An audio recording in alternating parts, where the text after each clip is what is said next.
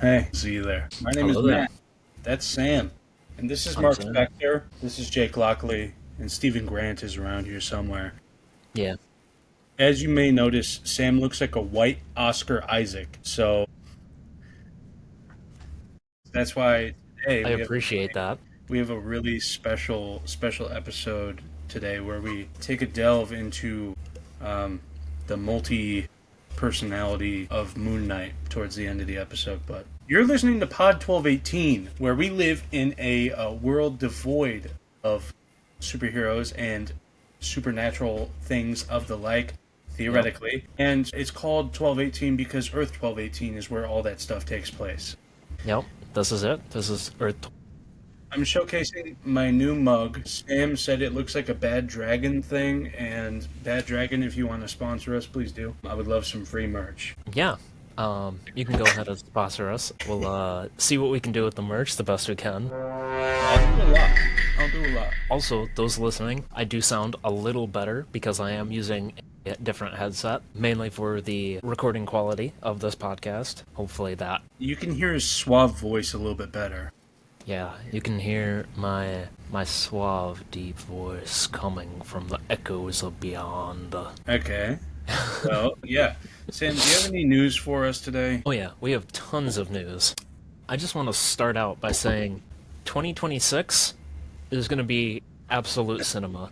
I'm just going to say that right now. We've got so many movies coming out. We got so many official like trailers and looks. We got a new sneak look at Jumanji 3 with The Rock and Kevin Hart. That comes out, I think, around Christmas time next year. We got the new trailer for the live action Moana. I think that comes out next year. We got a new look at the new Ryan Gosling movie, Project Hail Mary, which I think is also coming out next year. Got a lot of big movie stuff coming out next year, along with Doomsday. I was going to say we got Doomsday, Brand New Day, Yep. Leave, probably some DC stuff. Yeah, think Lanterns TV show has been pushed to, I want to say, late summer, but that's mainly because of Supergirl and Man of Tomorrow. I don't know if Man of Tomorrow is 2026 or 2027, but I think it's 2027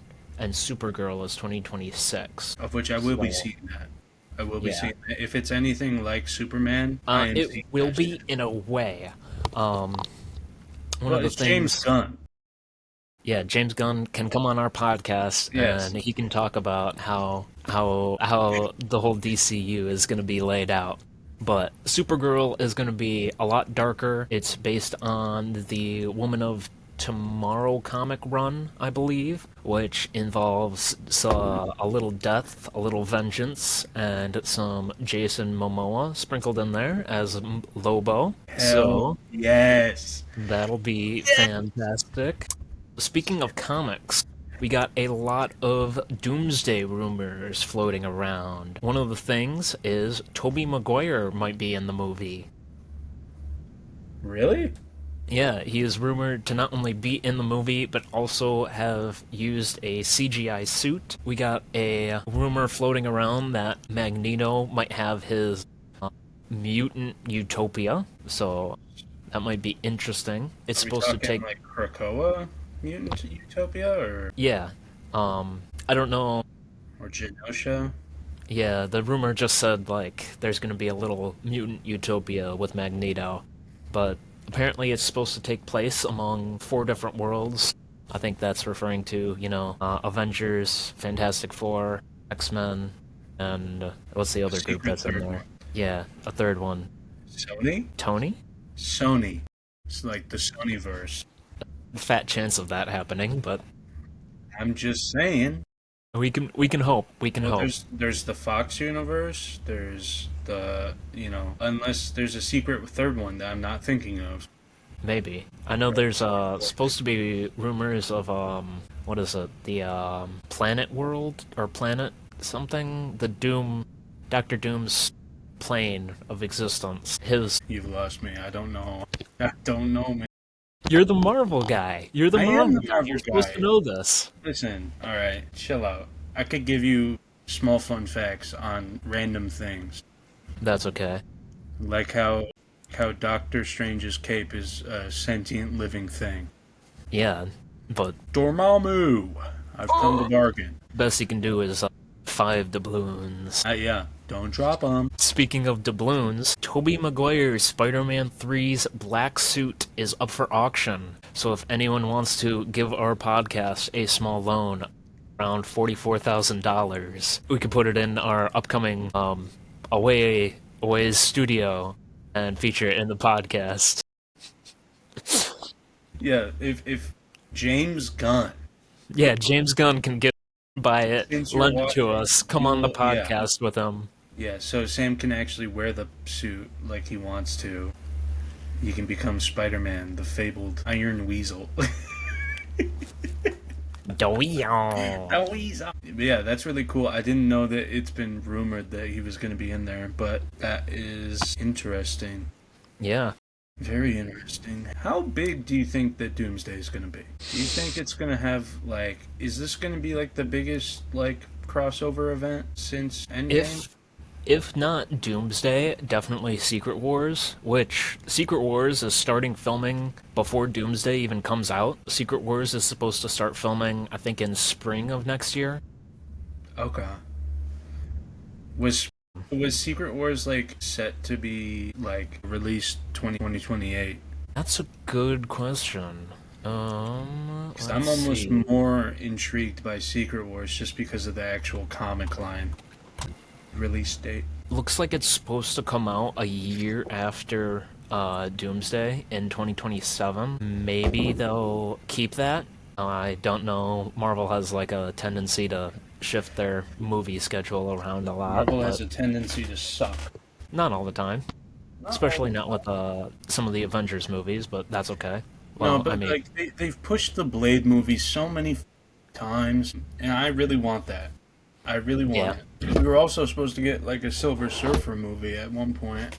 At least it was talked about, and it was in like those probably like a fan made like movie trajectory. But I could do a Silver Surfer movie with I could too, like where what it's is it, just Julia him. Garner Yeah, returning. yeah, where she's just like the hand of Galactus, prior to, going to Earth, what was it, 414 or whatever, for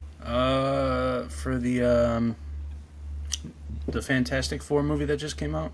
Look it up. No, I think it's 816 Earth 816. because it's in memory of Jack Kirby's birthday. Superior Universe, Peter Parker, Angela, Tony Stark, Maxwell, Dillon. Wait, are you talking about Fantastic Four First Steps? That Yeah. Earth? Yeah, it's 828. Yeah, I think it's supposed to be in memory of Jack Kirby's birthday. Yeah, to the birthday of Jack Kirby. Yeah. Jack Kirby the GOAT, rest in peace. Yep. Rest in peace, Jack Kirby, Stan Didn't Lee. Jack Kirby talk about like how someone called his office because he made an openly Jewish character and it was like people claiming to be Nazis, and he just went down there and he said, I guess I'm gonna come fight you. I don't know about that, but maybe. Let me look it up. Jack Kirby fighting Nazis.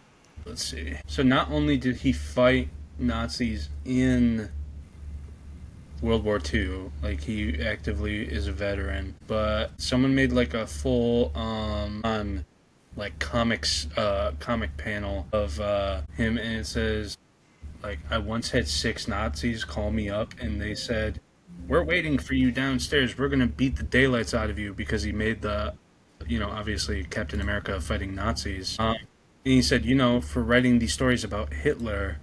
So I says, hold on, guys, I'll be right down. No, I don't want to create I don't want to create an account for Facebook. Stop. I don't. Either way, he goes, that's what you're supposed to do. Someone says they're a Nazi, you beat them down. I'm like, that's so funny. That's so funny. But yeah, Jack Kirby the GOAT served up, what was to be one of the Marvel family, and to create more stories, and was awesome. So, Jack Kirby to go, rip Stan Lee, rip Jack Kirby, rip everyone else that made good, get good stories within comic books and stuff. Sam, what's the next piece of news? Unless you want to add on to that. speaking of rest in peace, Chadwick Boseman, who recently received a star on the Hollywood Walk of Fame. Yes, I did see that. I did. Yep, and then Much deserved. Very good actor. Very good oh yeah, actor. and quite a powerful. Yeah.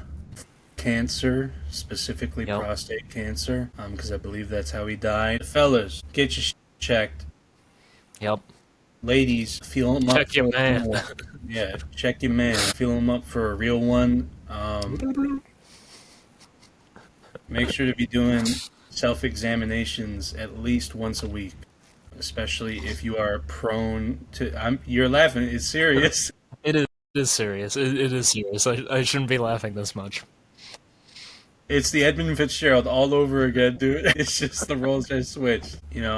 Both breast cancer and testicular and prostate cancer, all can be avoided just by weekly or, if you really hate setting up stuff like that, monthly even, like just, self checks. Yeah. Just be on the lookout, everyone listening. Be on the lookout. I don't need to teach you how to do it. Just look it up. Look it Yep. up. Do it. Keep that in the back of your head. Okay. Check monthly. All that good stuff.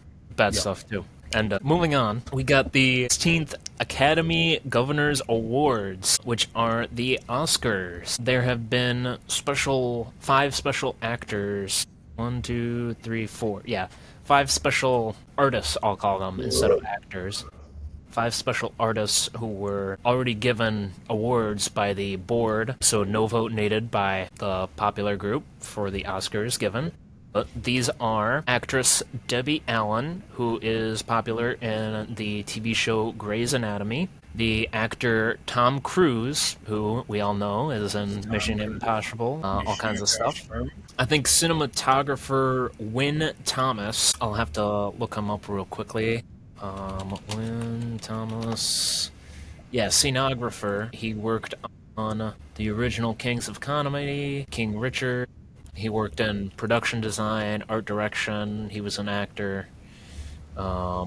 His work includes A Beautiful Mind, Hidden Figures, Inside Man. Kudos to him. He And did then do movies. also, the last person who received an honorary Oscar is Dolly Parton for her contributions in music.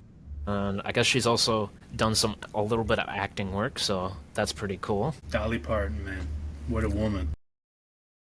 I mean, honestly, all of these people have made like a huge impact on their work, their acting, Songwriting. songwriting, cinematography, all kinds of good stuff.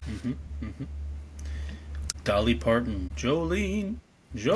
Yeah, so that's goated. That's goated. I don't really watch the Oscars. I'm going to be so honest with you. I don't either. I know a lot of actors and actresses. If you were like, hey, name 12 people who won an Oscar, I'd be like, Leonardo DiCaprio won. Singular. Meryl Streep at least one, right? probably. Jack Nicholson at least one. Yep. Yeah.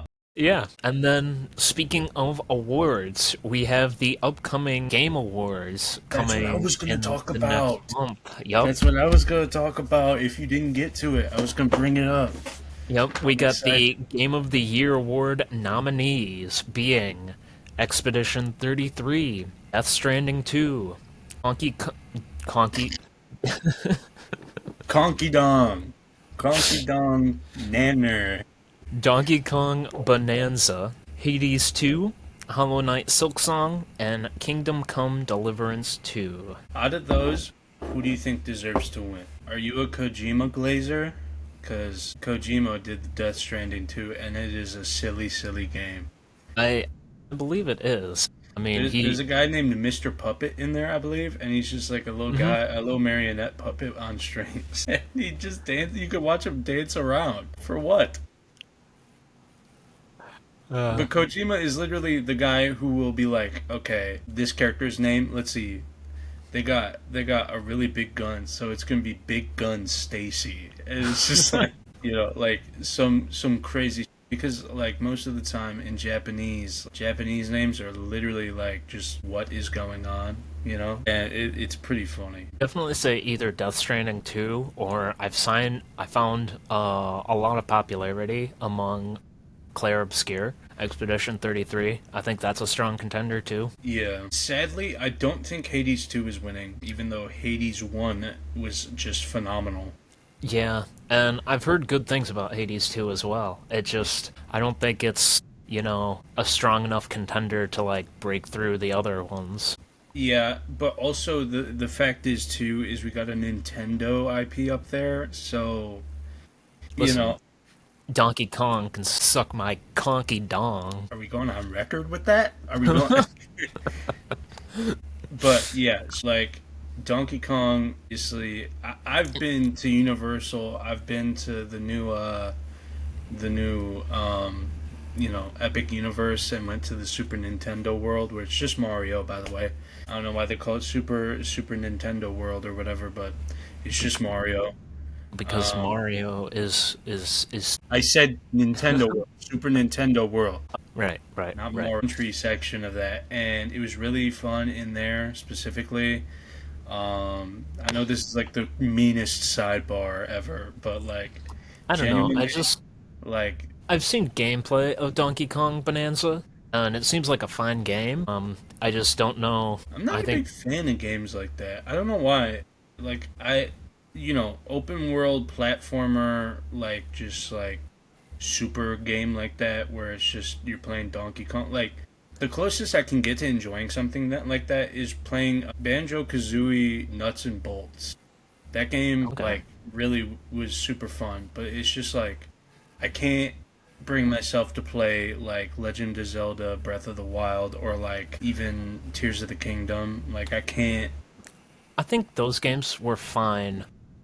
I had some gripes with the game. One of the things is the like your weapon breaking, and you just need to like go around and find another one. Like imagine you got the strongest sword available and just shatters. The Master Sword wouldn't do that. I mean, the Master Sword does do that, but it comes back after a while. It's not the Which, Master Sword. yeah, Hang on do a minute, Link. do like a Monster Hunter and just have it so your weapon gets dull and you need to sharpen it or something. I don't Yeah, know. I mean, let's be honest. Tears of the Kingdom was just a food simulator. I like Tears.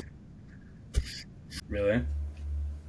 Well, I haven't played either of them, so I can't like speak on it really. But I will say that Kingdom Come Deliverance 2 deserves to be up there, and it deserves the win. It's a not record breaking, but like it's genuinely like among my friend group, it is probably the most popular.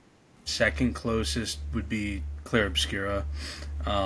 Expedition 33. I've heard nothing but good stuff about that game, and it looks fantastic. I just hadn't played it yet. For me, I'm really like picky with playing my games. Like if I start a game that's like single player, I have to finish it before I start something else.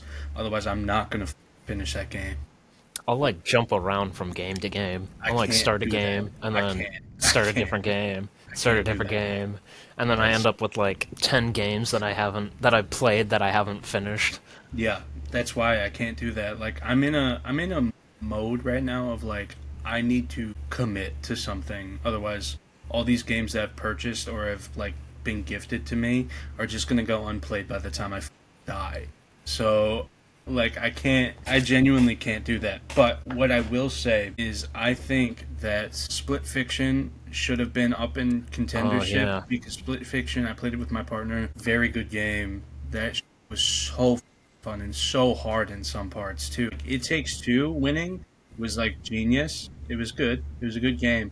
Like Split Fiction was just phenomenal, phenomenal, and it's from the same people. So like that obviously is contendership. But a secondary game that I think should have been up there, and I understand why it wasn't up there. It came out a bit too late for this sort of thing. But Oh, Dispatch just came out, just finished up releasing the last two episodes. I'm on episode 7 right now. I'm about to start it on my next stream and finish out the game. My God. I've talked about how much I love story games on this podcast. I've talked about how much I hmm love Life is Strange, Telltale, all that good shit. this game was made with Critical Role and most of the devs from Telltale Games, and it is a peak work of fiction. Like, Yeah. I've heard good genuinely, things about it, and I think if it would have released like just a little bit earlier, it would have been like a strong contender that would have yeah. made it. The only problem is like a lot of people just don't like sitting down for those types of games. They like action. They like superhero titles. I think that 100% next year. I know that it's going to release later next year, but Wolverine from Insomniac is going to be up there in the game titles coming out. For contendership of game of the year for next year. Like Wolverine with the play testing that we've seen and everything like that is going to be Yeah. a perfect contender for next year, and it probably will win because Marvel fans, if not the biggest hater of Marvel, they're also the biggest lover of Marvel, and they will like play that shit. Nothing else happens. Like, Hmm. I know I'm buying that. I might even pre-order it. Who knows? I don't know. But Wolverine is just. I know that people love Spider-Man. I really am waiting for that Blade game too. That was teased. I don't even know how many years ago. Oh yeah, I forgot about that. Yeah, I just Insomniac needs to start, getting partnerships with more IPs, and they need to put out only Insomniac like Marvel games. Dude, I can you will. imagine like a Moon Knight video game? I'm Like chumming. I'm even based chumming, on the personality you play, you get like different fighting styles.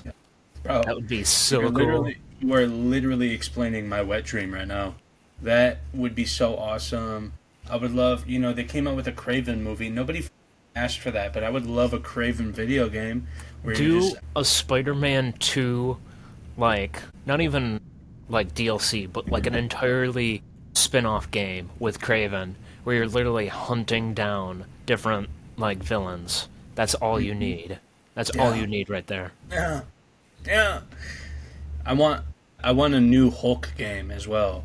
Insomniac Hulk, where you spend time as Bruce Banner. You're like, honestly, the directive of the game would be like Banner first, like, getting not infected but blasted with all the radiation and taking in all those beta rays and stuff and gamma rays, and becoming the Hulk. And like the beginning is like you can't control it, so you're like going through, That would and be cool. Where you're it's like like a you're not psychosis entirely thing. in control of like when you're Yeah. the Hulk. So like you're seeing like all these like military people and like cops and you're destroying the city, and then you wake up and you're Bruce Banner, and the first like portion of the game is like trying to figure out how to fix yourself. So you're in the it makes me like it gives purpose to like the moments in Spider-Man 1 where you're in the science area with Oh Dr. yeah. Octavius and stuff like that. And like you could be working on and they could bring back like that gene stuff where you're like putting the DNA stuff together and you're like matching up frequencies and stuff like that. They could easily input that into a Hulk game. And then there's points where you're like there's actually a looming problem, and then you get angry, and like the more damage you take or whatever just gets you angrier, and like but you still can die somehow or like get knocked out, and like the overarching like problem is like the Avengers hate you, and then it opens the door for more Avengers like Marvel Insomniac games. Oh my god, I need to be on the writing team. Get me in there. I want an X-Men Insomniac game, full team, Full team. split up like split up story where they all have different kits and stuff and fighting styles. Yeah, I was gonna say each chapter has a different character. And then the final chapter is just like it's like a big sequence, and then you switch to each character and stuff and like happening. Oh my god. Oh, I can see it right now. My pants. I need a change. Like overtly my bad. That's okay. That's how we are on the podcast. And off. Yeah. Anyways, yeah. So, yeah, game of the year, goated lineup. I just think that they should have, instead of Hades 2 on there, because Hades 2 had so long to be in, Yeah. in what was it, pre-release, where you had Yeah. access to the game, and they were just like taking, And it's you not know, that it's a bad game or anything. It's a good game, I'm sure. I haven't played it. I've seen gameplay of it. But, I mean, it's one of those games where it's not like, I don't think it packs enough punch behind it, where people are like, where everybody can get behind it and be like, yeah, this is a game of the year, you know? Yeah. It's a game, and it came out this year, and it's fantastic, but Hmm. I don't know if it has the capability of going up against, like Claire Obscura, like a full length, just non roguelike, just, Because there were other would you even games, clarify that as like a JRPG, I guess? Claire Obscure. Yeah. I Yeah, it's it's like like a, like JRPG is the style where it's like kind of like it's like a mix of RPG and it's like the fantasy, fantasy, not like like Final Fantasy, but it's Fire Emblem. nope, nope. I can't even think of the world. Have you played Claire It's Obscura? like, no, I've seen very little gameplay of it. I've seen people praise it a lot, but I haven't actually played it, and I've only seen a couple people play it. Okay. Well, I mean, like I said, I think it more suits like a JRPG title or something along those lines, but I don't know the exact like genre that it falls under. Just because it Hmm. seems like a hero, like a team based RPG fighter thing where you have like a team of people fighting another team of people, and you each take, it's like turn based fighting or whatever. Yeah. And then but it has like timed parries where you can parry it if you hit the button at the right time or whatever Hmm. to like reduce damage or even like reflect it, and that's awesome because that adds like a little bit of like, hey, if you're really good at this thing, then you'll actually excel at the game and you don't have to worry about it, like. Yeah. So that's a fun little addition into there. And like I said, Kingdom Come Deliverance 2 is like a medieval, I don't even know if you could really call it fantasy, but it's just like a medieval like story game. Looks super awesome, looks super fun. I haven't seen much on it because I do want to actually play it at some point. It's just I don't know. Was Shinedown released a new single called Searchlight, Huh. and that's pretty good. It's more of a, not a pop, but it's more of like a, one of their like acoustic rock type of songs. It's really good. I highly recommend checking it out. But yeah, other than that, I can give the stage over to you to talk about Dispatch. Fantastic. So, Dispatch, like I said, is a game that was produced with Critical Role. So, you have everybody in Critical Role really doing at least one voice, if not a few. So, that means, Marisha Ray, we got Matt Mercer as Shroud, um, and we got Sam Riegel as, I believe, I don't recall what his name was, but he's like this half dinosaur guy. We got Liam O'Brien. We got Travis Willingham as Phenomenon, and we got, of course, Ashley Johnson as a few characters, and then Laura Bailey as Invisigal. And let me tell you, so I could go by episode if you want, but episode one, fantastic.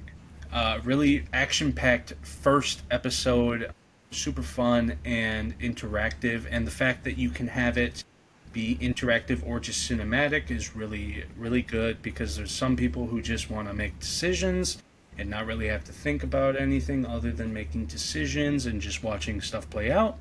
It's more of like a Life is Strange kind of like feel with actual gameplay in between. Because Dispatch, if you did not know, is like an actual like dispatch simulator. So you obviously during the cinematic bits you make decisions on what to say or do, and that affects like the storyline over time. And the actual gameplay aspect, because it's not a full Telltale game, is the fact that you are sitting behind a screen, little pop-ups happen, and they're like anomalies or like people calling for help because you work for a superhero corporate helpline where superheroes are dispatched to your area depending on your need.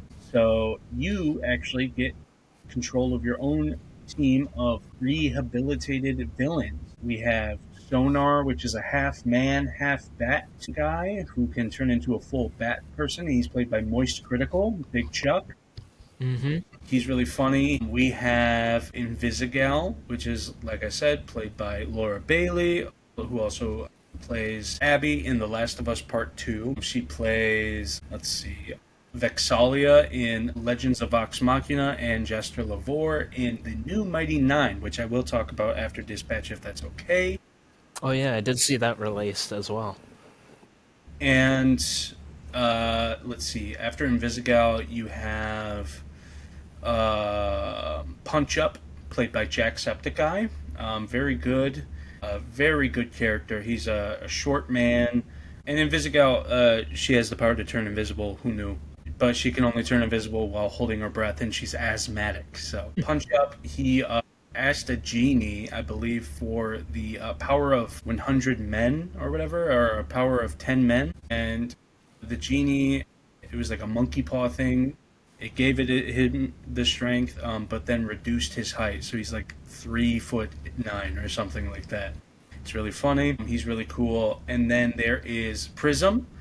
Prism is played by the artist known as Thought Squad, who also produced some of the music for this game, including the song Pound Cake and the song Hose Depressed. So that's really cool. It's pretty good songs. I added them both to my playlist because I actually really like them. But Prism is like photokinetic, so she can manipulate light and stuff like that. And let's see. There's also Golem, who's played by Young Gravy, the rapper. Very funny. It's just like a big, like, collection of like concrete, mud, clay, and stuff. He's a golem. And then there was Malevola. Apparently, I found this out today, but Malevola, who is this like demon hot chick with a sword, kind of like Magic from Marvel. She can make like portals and teleport, but she was based on this early like mid 80s, mid 90s advertisement for Pepsi that featured Cindy Crawford getting out of a car for a Pepsi commercial, and then was later then like physically altered to appear as like a lean beef patty. And this is the creator of the game. I don't know if you know who Lean Beef Patty is, but that's like an internet creator who's like she's like a cosplayer and does like physical fitness and stuff like that. Like she lifts weights and stuff like that. So yeah. And then I don't remember who she's voiced by. And then there was Coop, or there is Coop, and she was like a demon lady, or she was like a lady that can manipulate darkness and stuff like that, and use that to power some stuff. Either way, those are all like the main characters that you talk to, and Dispatch. And yeah, it's super fun, super fun. Episode 4 starts off crazy. Definitely don't play episode 4 around people. Definitely don't stream it if you don't have it censored, because you can censor nudity. It's literally the beginning of the episode is nuts. And episode 6 is really sad. Yeah, it's a super fun game. Episode 6 is really sad, and I've yet to know what 7 and 8 are like. So, but apparently season 2 has already been like greenlit. So we're going to be getting more of the Dispatch universe, and that is fantastic to me because I am in love with these characters, and I would hate for this game to just like be it. And if this is the next big thing for like, you know, Telltale and stuff like that, because obviously The Walking Dead has ended circa like 2018 maybe, this will be awesome and will rejuvenate literally any want for any games like that, and I'm super excited. But I won't stay too long on that topic, but I do want to talk about, like I said, the Mighty Nine. The Mighty Nine has come out. Episode 1 actually premiered early on YouTube because Amazon Prime was super nice. So if you wanted to watch that on YouTube, you can. Currently, it's available on Amazon Prime's YouTube account for free. No subscription needed as of right now. You can watch the full first episode of The Mighty Nine for free. And oh my goodness, it was awesome. It was so awesome. And they only introduced half of the characters of the main group. It was so good. And on actual release date, they followed up with the 2 next consecutive episodes. So there are 3 episodes available right now if you have an Amazon Prime subscription, Prime Video subscription. So feel free to check that out if you do.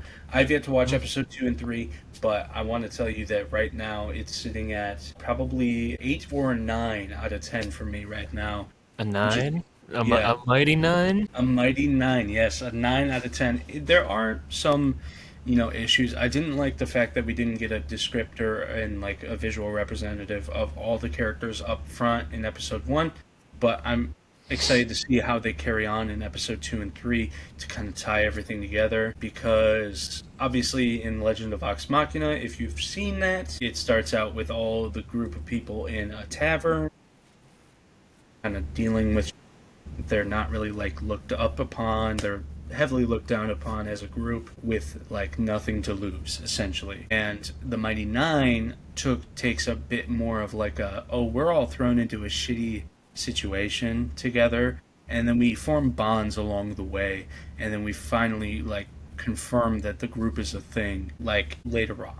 And I only know that because I've actually like listened to the first campaign of Critical Role fully, and the second campaign almost fully. Like I stopped a couple years ago because I was just wanting to listen to something else in podcast form. Like us. Yeah, like, well, we didn't do this yet, but hopefully we'll get to a point where I can go back and just listen to everything and be like, wow, the good times. I feel like it'd have to be like a while before I go back and be like, okay, let me listen to these conversations again. Because I mean, Well, I feel like they just happened, in my. yeah, I mean, how do you feel about the fact that we've been doing this podcast for over a month now? That's crazy to me. I mean, the fact that we've been doing this for just over a month and we've gotten this far and I'm having this much fun and I'm excited to keep going and see where it keeps going is really really a lot of fun. Yeah, I mean, obviously we just got to pick up our game on like advertisement, but we both have full-time jobs. Yep. So it's up to you guys to yeah, make this our full-time job. That'd be pretty cool. that would be awesome. Or at least, this be At our least a full-time good job like where we can part-time. stream on the side. Yeah, a I good would love to part-time just gig. do nothing and talk and be paid for it. That would be so awesome. You know what a dream of mine is? What? What's a Genuinely, dream of yours, Matt? like I can joke about, oh, my biggest, like the best thing that I want to come out of this podcast is to make a ton of money and like meet all these like high-end people that I would not have the ability to meet outside of going to like a convention or something. Is I genuinely want to be invited to go to a world premiere of a movie. What would your ideal? I guess it's hard to say because they're like the ideas aren't even out there yet. Yeah. If we were to get to a point where we were big enough and either one or both of us were invited to a premiere, this might be a hot take. I want the Channing Tatum solo Gambit movie like he wants it. I think that Gambit, obviously being my favorite Marvel character of all time, I have a tattoo of him, that I got within the last year. Genuinely, that movie would probably solve every problem I've ever had in my life, especially if it was produced and directed by a very good director. And Channing Tatum has the same type of vibe he's going into Doomsday, where they told him to tone down the ridiculousness of the Cajun accent that he was doing and, put in a full, like, Thieves Guild, portion, and maybe even, like, hint at, like, especially if they're going to be rebooting the X-Men, like, it's fully possible, especially within the next 10 years, like, it's fully possible to get something like that. I want desperately to be asked to come see something like that, or, like, genuinely any movie, really. I don't have... For me, I want to be.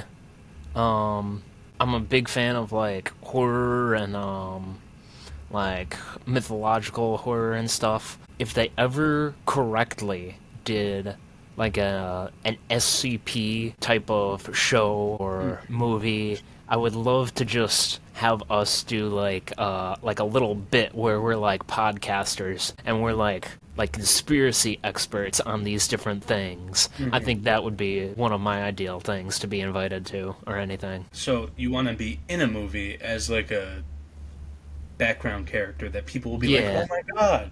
Like, hey, that's us. Yeah, like Corey Kenshin in like Five Nights at Freddy's, or like Yeah. Jacksepticeye being in Free Guy.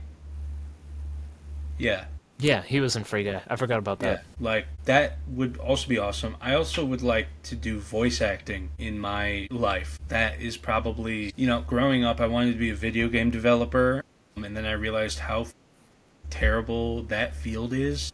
So I've just kind of settled on wanting to do IT. And then, it came across my brain that I'm okay at doing voices. I have a predominantly, like, fairly decent personality, and I can, do voices and stuff. I can semi-act, given lines. I can't go full improv, but, there's classes for that I could take if we started making money off this. So, like, it would be fantastic if in the future this could open up so many roads for us Yeah, in so many different ways. it's up to you guys to Yeah, get viewers, us there, get please. us get us there. I don't even care if we make money along the way, really. I just want to be recognized, I guess. I don't know, maybe that's just my ego, but I don't know. I always felt like I was just like another person in like school and like younger age. Like I was just a background character in everybody else's stuff. Like I was friends with a lot of different friend groups, and I Oh, was yeah. with a bunch of different people, but I never felt like I had like my own. Like, everybody knew who I was, but not like to a point of like, oh hey, that's Matt. That's he does this or whatever. He's pretty decent at this. Hmm. But I think like I don't know. Maybe it's like super like egotistical of me to think that or want that. I guess. I mean, most people think they want to be like known and all that. I don't want to be like famous, really. Yeah. Like because being famous comes with so much spotlight and stuff like that. Like it's not necessarily something that I strive to be. It's just I like the idea of putting forth like I don't know a decent amount of effort to bring light into someone's day and then be recognized for it. Like I like having these conversations. I like getting positive feedback, even negative feedback. I like getting feedback in general about our podcast. I just told you that one of our friends from high school was like, hey man, I listened to that, it was pretty decent. Like Hmm. I enjoy it. You should keep doing it. And I genuinely like I had like such a spark of hope in my soul of just someone being like, "Hey man, I fuck with your keep doing it." And it's so nice. It's genuinely so nice. So yeah, if one of my friends will say they like it, you should too. Us on Spotify and on YouTube. Yep. And we do have some socials coming up and running. We do. So follow us there too for some behind the scenes and exclusive clips. Yeah, we got a lot of stings, a lot of things in the work. But yeah, most of all, I'm having fun. Hopefully Matt feels the same. He's having fun. I could be doing something better with my time. I could be doing something better. I could be playing Marvel Rivals for another fucking 5 hours. Who Yeah, knows? yeah. No, this is a decent. Because like I said before in many different episodes, I just like talking to my friends, and the fact that I can do it here and be able to put it out so other people can join the conversation is super nice.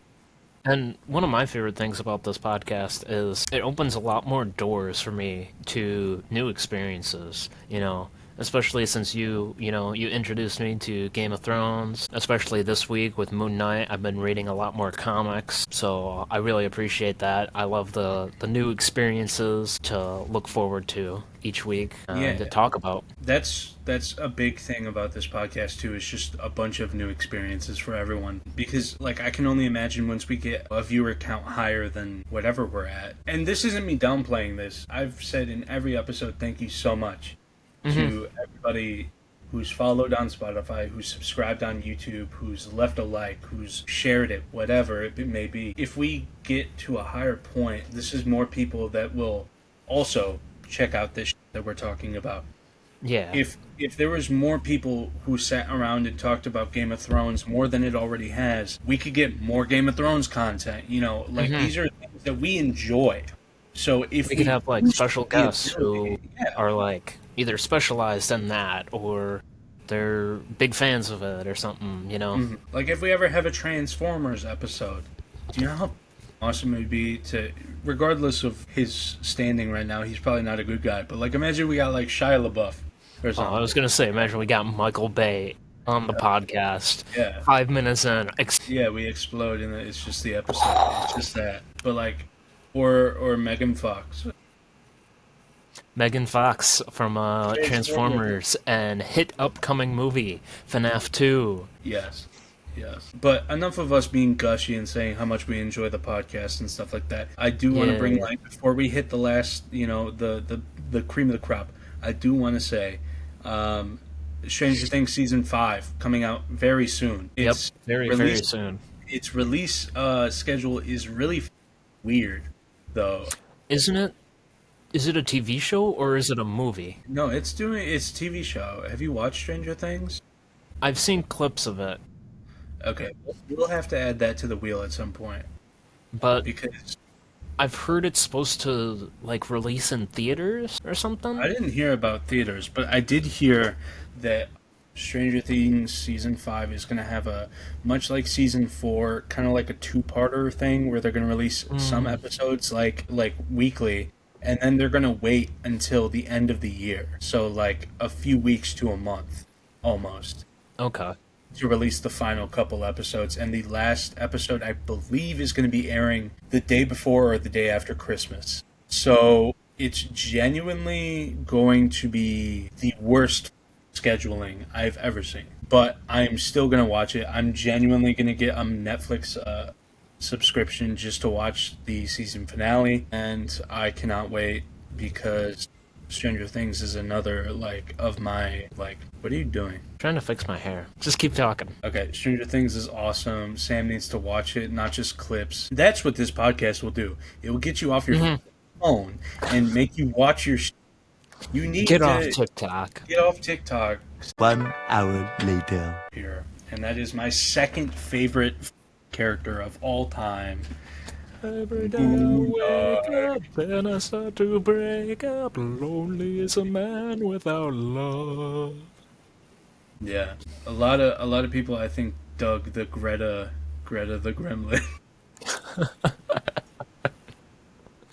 But yeah, okay, let's talk about Moon Knight. My second favorite character in all of the MCU and just Marvel in general. I can't even say MCU. My favorite character in MCU is probably Spider-Man. I don't know. Or The Thing. It's clobbering time! I enjoy all the characters equally, genuinely. But yeah, Moon Knight, also known as Marc Spector, a war-torn veteran who ended up becoming a gun for hire, at least in most of the canon runs. But the main run, he is a ex-military Jewish boy whose dad was a rabbi, and he, to cope with the atrocities of war and everything he's done as Marc Spector, the gun for hire, he has dissociative identities disorder, also known as multiple personality disorder, where his brain essentially, to conceptualize and contextualize everything that's happening to him traumatically, broke up his brain into 3 separate parts and eventually got taken over and added to by Khonshu, the god of the moon, and the god of vengeance in Egyptian folklore and mythology, effectively giving him a 4th identity as Moon Knight, the avatar of Khonshu, and it is super fucking awesome. Let me tell you, there's genuinely no way, because I want to get a Moon Knight tattoo next, probably. Okay. If I don't do a Lord of the Rings tattoo, but I'm gonna end up getting both of those at some point anyways. I just don't know what I want to do with my money next. But there's genuinely, like, I don't want to become, like, I don't want to be seen as, like, taking from people's cultures, you know what I mean? Because if I wanted to include an Ankh, in the tattoo, that's an Egyptian thing. It could be seen as, as, like, stuff like that. But I think that, I really shouldn't have to explain myself with tattoos. But, I mean, what do people go around staring at your Gambit tattoos saying that's voodoo? No. So yeah, What about it would be voodoo? it's dark magic from New Orleans. Oh no! If anything, I was worried about the card. Um, I genuinely like. I was looking up different card meanings because I overthink things, and like, what happens if like some Russian mobster comes up to me and he's like, "I see you have Ace of Spades on your hand, on your arm," and then he kills me just because I have an Ace of Spades tattoo, and I don't get to tell him, "No, no, no, wait, wait, wait! It's just Gambit from Marvel, the Cajun guy, he slings cards, and I just chose the Ace of Spades because it was a card." Or like maybe people are like, "Oh, Ace of Spades, Motorhead, the Ace of Spades." Who knows? You know what I mean? But no, Moon Knight. He has 3 different personalities, not including Moon Knight, which is Marc Spector, and then there's Stephen Grant, who is a billionaire, playboy, philanthropist, just like Tony Stark. Is he really a play? Well, I guess he. Yeah. Well, yeah. Reading everything I've read so far, yes, I will say he's a playboy. Then we have Jake Lockley. Jake Lockley. He's he's like a crooner. I don't know how to explain it. He's a taxi cab driver. Yeah, he's a cab driver who's like out in the street, talking about this and that, seeing what's going on, what's the skinny, and that's super awesome. I don't know why. And also, if the different people in his head are being Moon Knight, they have different ways of going about things.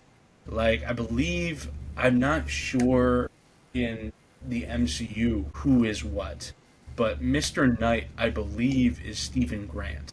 Yeah, we'll get into that later. One of the things I did want to talk about is definitely the Moon Knight TV show. Okay. In the MCU, so we'll get to that a little later. Yeah, but as of right now, I'm doing a complete read through of all of the main single solo run Moon Knight things on the Marvel Unlimited app. Super awesome. If you like reading comics but you don't want to buy the comics because you don't have a lot of money, super easy way. I think DC has their own one as well. I just don't know what it is. It's like an e-reader app. Yeah. You can do it for Image Comics, I think, as well. But yeah, so Marvel Unlimited, I'm reading all of the Moon Knight ones. I'm probably going to go through a lot of the street tier heroes first before reading any of the main, X-Men, Fantastic Four, the big 3, Avengers, stuff like that. Mainly because I love street tier heroes. That's why Moon Knight is one of my favorites. Him, Luke Cage, Daredevil, Punisher, Jessica Jones even. I didn't realize how cool Jessica Jones was until I watched the show. And then there's Iron Fist. We got Spider-Man, and just, honestly, I can't think of any more. I'm sure there is, but, there might be a couple we might mention down the line. I don't know if they're necessarily street heroes, but it's just street level heroes, Yeah. Where they're not really taking on cosmic entities unless you're Spider-Man in the MCU. Like even the Agents of S.H.I.E.L.D. went way above its pay grade. Oh yeah. That show, But yeah, Moon Knight is just so awesome. And there is moments where he takes on literal gods. I really like his run after the first Secret Wars collective happened, because his incursion of Moon Knight went on to the multiverse and decided to all the other Moon Knights within the multiverse and absorbing their aura, essentially, their life force, to become the one true Moon Knight. And upon coming into the mainline Moon Knight's world, he couldn't beat him, so he took on the mantle of Moonshade, which is a prominent character in a lot of other stuff. But yeah, it's just Moon Knight's incursion that went ballistic, and a bunch of other Moon Knights from other places. And it's funny as because what do you mean? What is that? Yeah, I don't know. I could genuinely just talk about random ass storylines and stuff like that. Sam, is there anything you want to ask me about Moon Knight, considering you probably had to start reading up on Moon Knight before I put it on there? I mean, before we get into anything too deep, I might ask you a couple trivia questions. Okay. Gonna test my knowledge? Yeah, I know you said you were reading a bunch of the Moon Knight comics, so we'll see what exactly you've read and what you can remember, if anything. Okay. So I guess first off, in a lot of the newer comics, Marc Spector's hair is black. In the original comic run, due to coloring, what color was his hair? It was like a reddish brown. He Yep. has red hair. Yep. Yeah. I noticed that when I was reading Moon Knight, Fist of Khonshu #1. He had red They hair. made his hair black in the new runs? Yes, they did. Why? I think it's just That pisses me off. a lot of like things to do with like him being like either I don't know why they did it. He still looks cool. Yeah. I mean, it's kind of hard not to look cool when you're the Fist of Khonshu, but Yeah. The Moon Knight has had a lot of different costumes. His iconic one is the all-white cloak with the crescent-shaped moon on his chest. But before the crescent-shaped moon, what was on his chest? what? Can you give me like a year, if possible? So, originally in 1985, he had one thing on his chest, and then when he joined the West Coast Avengers, he donned his iconic, like, white cloak with the crescent-shaped moon, I believe. Really? It was after the West Coast Avengers? Okay. Well, okay. I need to work it out. So I know that when he became Moon Knight, he originally took the robes off of the Khonshu statue in the crypt, and he used that to go and fight the main bad guy of that one. And then he had the suit. I just don't... Was it an Ankh? Yep, Like, it was it an was just Ankh. an I Ankh. believe Okay. it was the Ankh of Life, I want to say. Okay. Because I didn't He started out with remember him that. ever... And then the only reason I remembered it, someone pointed it out on the subreddit. Okay. And then once he joined the West Coast Avengers, he donned his classic look. And then a lot of the modern comics, he has still the white cloak, but also some black like shading in there with the mask and all that, which is pretty cool. Yeah, the Ankh was good, if I remember correctly. It was a good addition. Speaking of the West Coast Avengers, Moon Knight has been part of all of these teams, except which one? He has been part of the West Coast Avengers, the Midnight Mission, the Midnight Suns, or the Pool Party. Dude. Like I said, I've done only solo runs so far. This is gonna be a guess. I know he's part of Midnight Suns. I don't know what the Midnight Party is. And then the Pool Party is what you said? Yeah. Because I know he was part of the... Also, he has an Avengers card because he was part of the West Coast Avengers. So he was a registered Avenger. I'm gonna say, is it spelled Pool? Just like pool? Mm-hmm. Does this consist of Gwenpool? No. I'm gonna guess Pool Party, just because I don't know what that is. Or the Midnight Party, I don't know what that is either. But it seems like he'd be part of the Midnight Party, considering... So it is kind of a trick question. He's technically part of all of them. One of the nicknames of the Midnight Mission is the Pool Party. However, in one of the more recent comic lines, Ball does create his own fake supervillains called the Pool Party, which is a different set of teams. So I guess Pool Party is the correct and incorrect answer. Okay. Well, I guessed that one, so... So we'll go with that. Yeah, we'll go with I stumbled into the correct answer? Yeah. Okay. And then we'll just end the trivia there, and we'll go right into some other things. I was so hoping that you would be like, who is his right-hand man? You know, in most of the older comics. And I would go, it's Frenchie. Frenchie. Yeah, it's Frenchie, you know, Jean-Paul. And who are some of the other side characters? Well, the main love interest is Marlene Allron from the original comics, and all the way up to at least 2016, whereas I don't know anything else right now, because that's where I'm at, the 2016 to the 2018 run. And then I have Crawley, who is a homeless man, who is a good friend of Jake Lockley's, because he gets a lot of the information for him of like just criminal syndicate on the ground. And then they all have lunch at Gina's Diner, which is this nice black woman who, runs a diner, of which all of those people can be found in at least the 2016 and earlier run. Very, very fun stuff. Very fun stuff. Yeah, I was fully assuming you were going to hit me with something like that.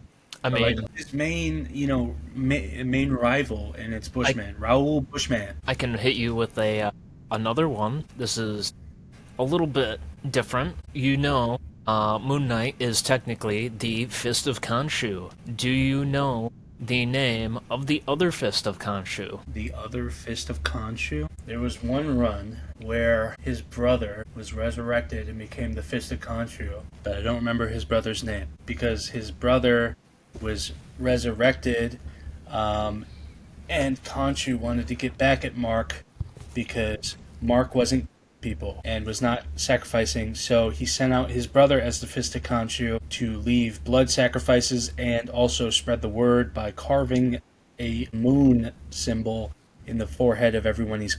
As for his name, it's something Spector. William, I think? No. It is not Spector. No, what the... Am I wrong altogether? I know that happened. You are on the right track. He is technically his brother. He was resurrected. He is the other Fist of Khonshu who goes after Marc for not fulfilling Khonshu's desire as the Fist of Khonshu. But he is named Yeha Badir?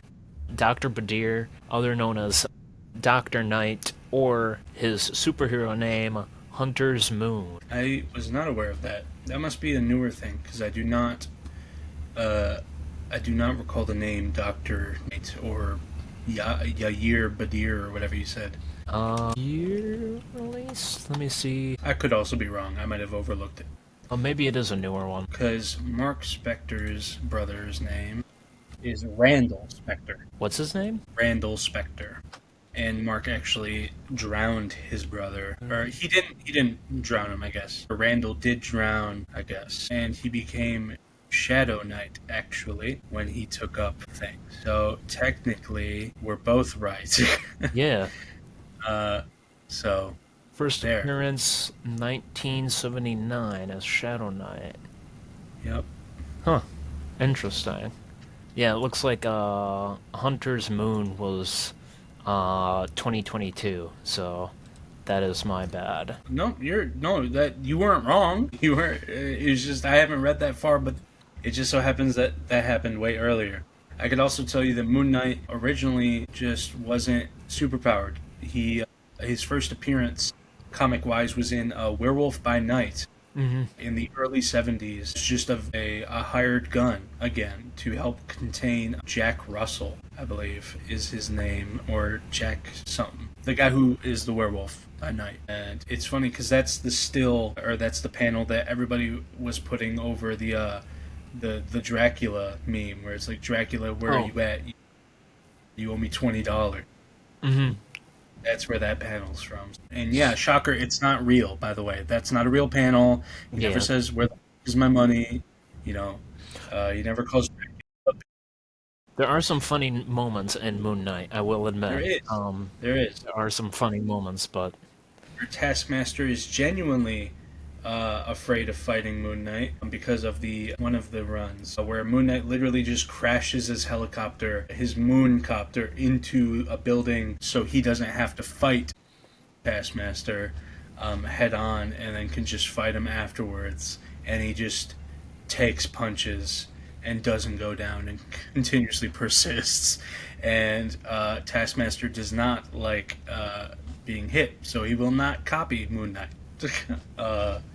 And he finds him actually psychotic, which is true. But yeah, what is this deeper stuff you want to get into, Sam?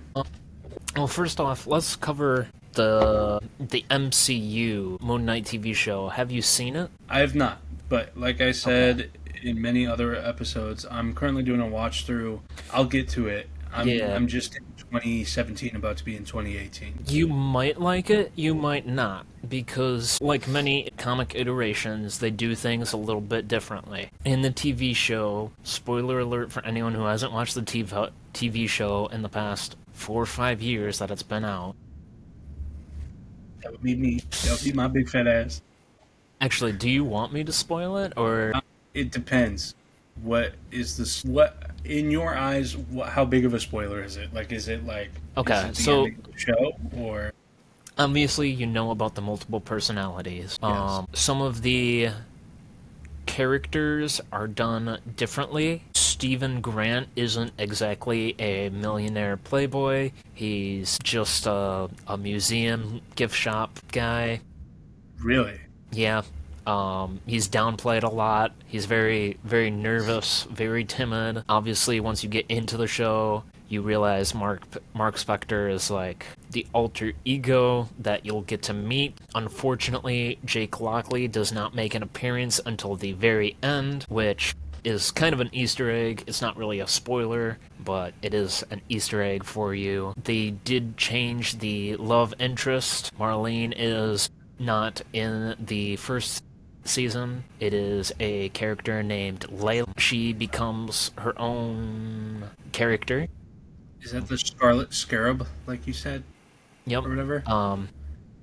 She does become that. Not really immediately, but closer to the end. Let's see. The villain differs a little bit. I don't know if you remember in the original Fist of Khonshu run, Arthur Harrow. Arthur Harrow. He was a guy that was paralyzed with half of his face, and he was experimenting with pain with the Omnium serum. Arthur Harrow sounds very familiar. What is his bad guy name? Does he have one?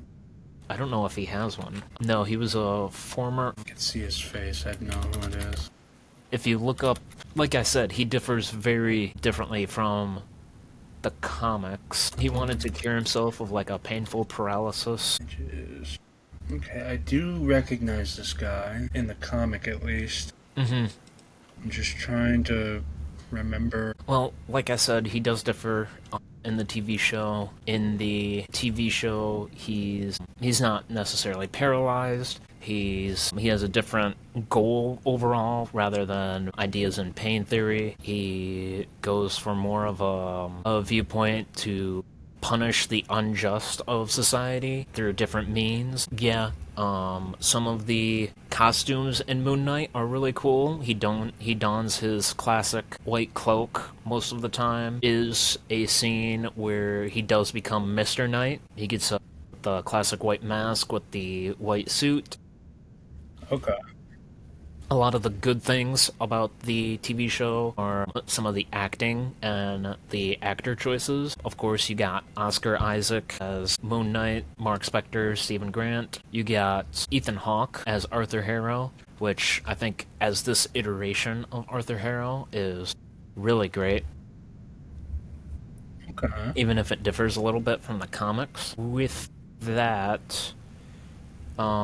his backstory differs a lot too. I believe he is still Jewish and the son of a rabbi, but he doesn't get his split personality mainly from the war. He mainly gets it from abusive parents, and he uses it as a coping mechanism. Okay. So, like I said, you might like it, you might not like it. It's just a different iteration of Moon Knight, per se. Okay.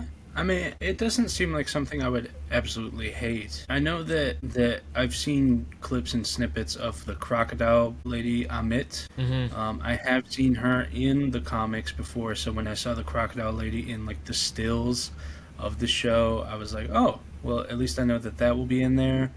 But that's, like, not until way later. Like, 2016, I believe, is the first iteration where we see Amit at all. And even in some of, at least in the that I just read, Ra also comes into play with his avatar, which is super awesome. But yeah, no, I did not. I honestly, Arthur Harrow was such a small, minute character. Yeah. Who only came into play like once. That's why I don't recall it that well. I do have like a little bit of an inkling But when I think of like Moon Knight like villains, I think of Raoul Bushman, which is one of his partners in at least being like a militiaman, like where he's a hired gun. Raoul Bushman was with him through that, especially when he got the whole Moon Knight powers from Khonshu and stuff like that. So there's that. I know that also Moon Knight has cut off Raoul Bushman's face in one of the comic lines. That's actually my favorite comic line from them because it offers a way more dark and like gritty sense to the storyline, and it's super cool. It talks about Marc Spector having both of his legs broken, and like the only way he could walk was because he had the ability of becoming the avatar of Khonshu. Like he was like dealing with like painkiller addiction. Frenchie is actually gay, and he moved on from being Moon Knight's pilot and like best friend because Mark kept getting into really bad situations and essentially with people, like putting himself and others in harm's way just to keep doing good. Very similar to like a Daredevil situation with him, Foggy, and Karen in the show. And then, yeah, Marlene obviously is a main love interest, at least in the show. That's why I'm a little bit confused on why, but if they're trying to tie in this Scarlet Scarab character, I guess that makes sense for making her the main love interest, but all the people who have read the comics know for a fact that Marlene Alron led the expedition of the Temple of Khonshu, and the person to have found Marc Spector dead, actually, within the temple. Essentially was crying over his dead body when Khonshu gave him life, resurrected him as the Fist of Khonshu. So I find that a bit interesting, so I'm curious to see how that goes. Yeah. And for Stephen Grant to just be like a museum gift shop guy? Yeah. I think he's like in charge of the gift shop or like something like that. It's been a while since I watched the TV show. I haven't seen it since it came out. But yeah. He's very shy, very timid. You'll see when you watch the show, there's a vast difference between Stephen Grant and Marc Spector. And then, like I said, Jake Lockley doesn't appear until the very end, which is a little disappointing. But that's a little cringe. But I'm gonna hopefully go into it whenever I get to, because that was 2022 that the show came out. I'm gonna go into it with like an open mind, really, because if anything, yeah, it was 2022. It was during a time where Marvel was still trying to cope with the fact that Infinity War and Endgame were like the end of the story, and a lot of people left, because that was the end of the story that they lived with for over a decade. You know what I mean? So they were trying to find their footing after the fact, trying to, introduce new characters for the next phase, the next era of the MCU, and it just wasn't finding its footing. So it was a bit upsetting, especially, with all that going on. The only really good thing that really came directly after Endgame, I think, was Loki. A lot of people liked WandaVision. Yeah, that too. And I've heard good things about Winter Soldier and Falcon. Falcon Winter Soldier. But other than that, like, Echo did terribly, from my understanding. I forgot about it, honestly. Did okay, and then, the rest is history. But yeah, no, Moon Knight, the show, rather, I don't have a lot of input on. I just know that I really like Oscar Isaac, and it pains me to hear that he actually does not want to continue with Disney. Yeah. Did you hear that? Yeah, I did hear that. He does not want to continue with Disney until there has been some stuff cleared up about their stances with certain political things. And it pains me, but I think he's doing it for a good reason, because why should a company hold opinions? Like, why are we aligning with certain things as a company? You're a company. If you're able to hold opinions you are an individual, and if you're an individual, like you have to adhere to all these new laws instead of being held as a company. You know what I mean? Like it's a bit ass backwards to me, but not too political. I stand with Oscar Isaac. It sucks because I enjoy him as Moon Knight. I like how he portrays it. Aside from him not being ginger, yeah, I'm very much excited to see his new Frankenstein movie that just came out with Jacob Elordi. I heard it was pretty good.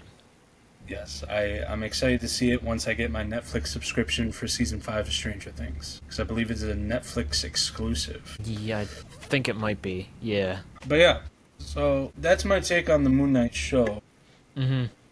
Which kind of gives me a weird stance on the next question I had for you. Do you have any future hopes for Moon Knight in the MCU? Whether they do another season 2, or they add him in Secret Wars, or do a Moon Knight movie or something?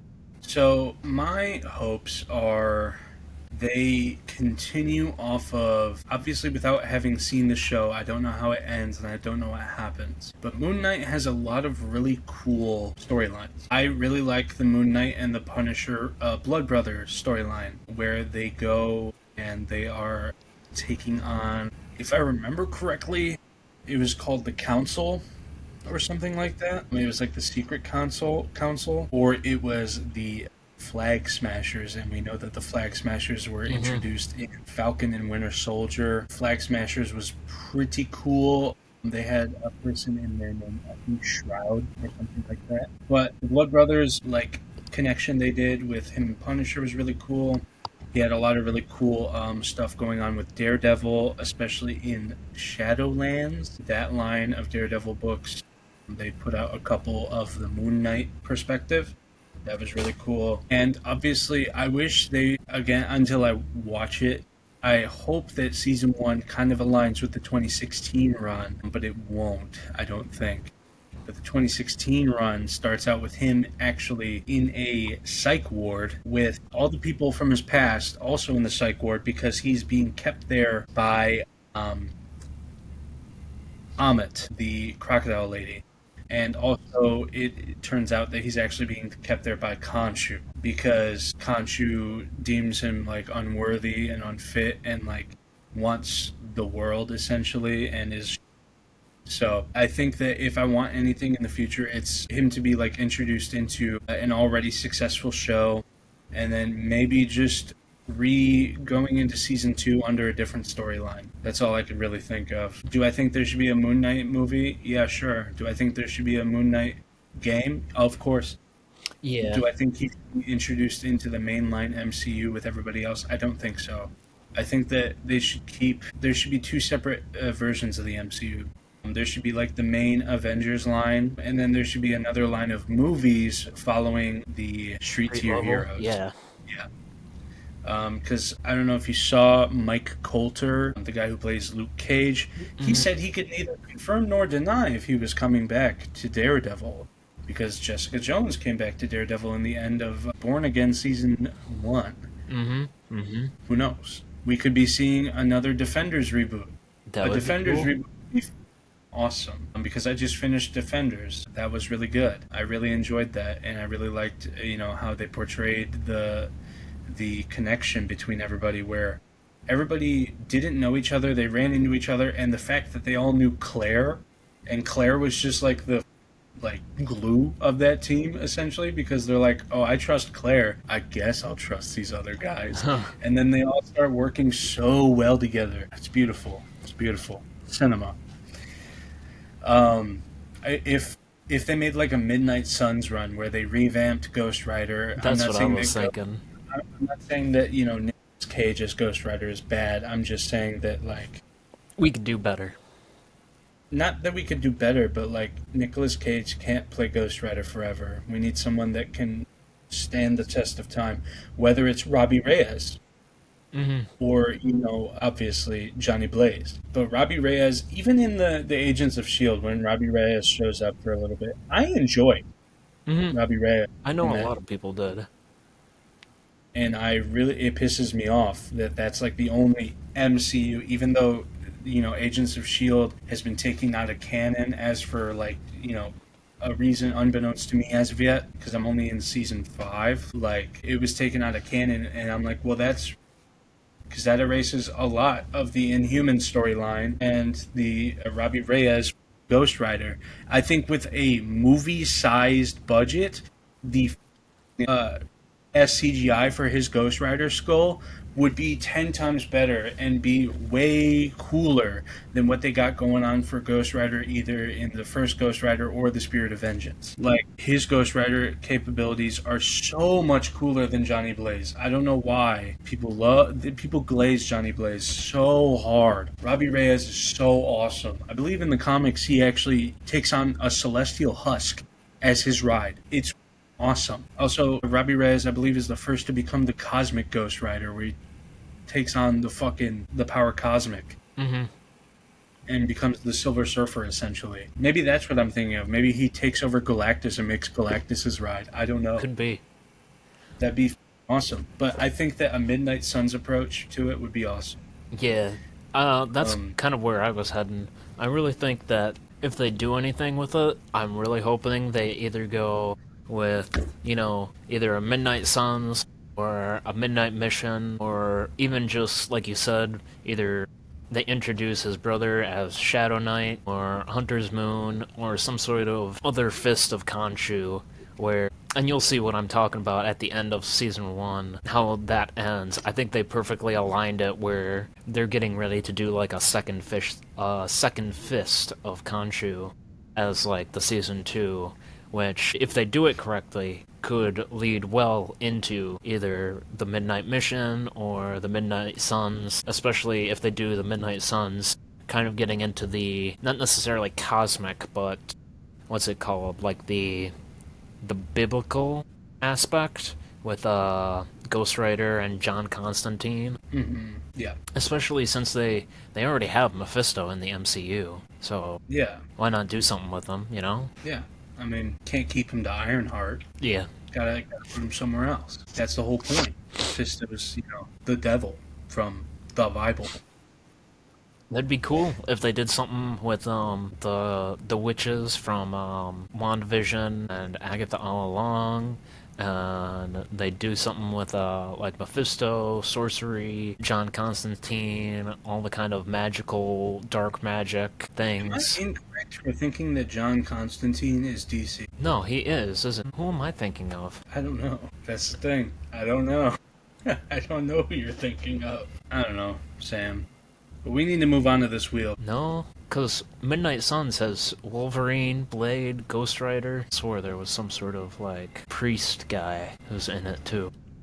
You know who's in it? Dr. Michael Morbius. Morbius! Apparently also Iron Man and Spider-Man are in the Midnight Suns and Scarlet Witch. Yeah. I'm only seeing that because of the Midnight Suns game cover. Anyways, Midnight Suns would be cool. And also Venom, I guess. Venom. Yeah, Midnight Suns would be good. Venom. Gotta get him. Venom. All right. Sharing. Okay. You see the wheel. So I took out Moon Knight and I put in Supernatural. The show it's spinning. It's spinning right now. It looks like this is so funny. we got Subnautica. So we get to talk about Subnautica next week. That'll be fun. That will be fun because I've been playing that. But yeah, thank you so much to the 9 followers on Spotify and the 5 subscribers on YouTube, and anyone who has followed us on Instagram already. You mean a lot to us, and we appreciate any, and all love you give us, and any suggestions you may throw into the comments. Yeah, we really enjoy doing this if we haven't explained that already, and we would really love to keep doing this. Sam even, made a decision to get a different mic out so that you could hear his sensual voice even better. And I hope that you realize how much better it is when you rewatch this when you're editing. I probably.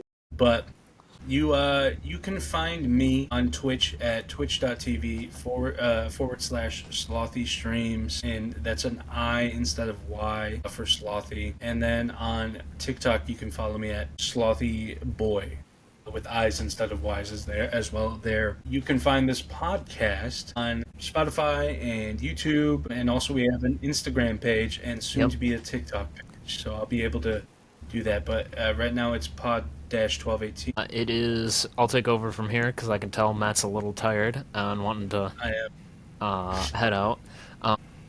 You can find me personally at on Instagram and TikTok at thestyleguru52. Like Matt said, our podcast page is on Instagram, and that podcast page is pod.1218. Pod.1218. We'll try to make the same for the TikTok so it's easier to find us. Yeah. Thanks for joining us today with talking about Moon Knight, and we'll see you next week down in the deep. What you know about rolling down in the deep when the rain goes